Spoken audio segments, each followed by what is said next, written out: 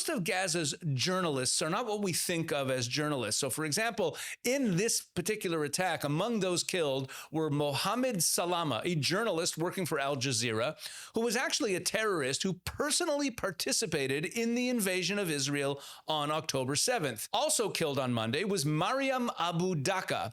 She often contributed to the Associated Press, but also taught journalism courses for the Hamas Information Ministry. And then there's Ahmed Abu Aziz, who celebrated the October 7th massacre on social media, calling it the greatest day of our generation, while mourning his fellow Hamas fighters. Now, I'm not saying these statements on social media or teaching in the Hamas Information Ministry warrants being killed, but just understand, in a war, these are people who are working for the enemy. There's a lot more context that needs to be understood. So when you hear about journalists being killed, there's no free journalism in the Gaza Strip. And none of this is really new. Mujahideen meaning jihadist holy warriors.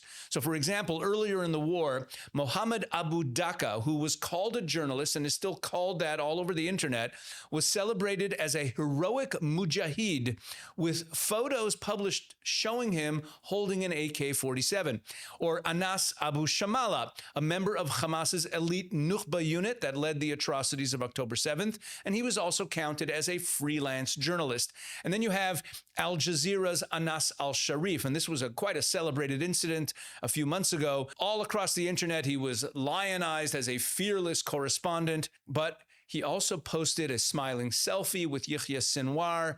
He was basically someone who worked for Hamas. Now, the list goes on and on. Hamas dresses up its operatives in press vests, and the Western media reports them as martyrs who were just trying to freely express and report what was going on there.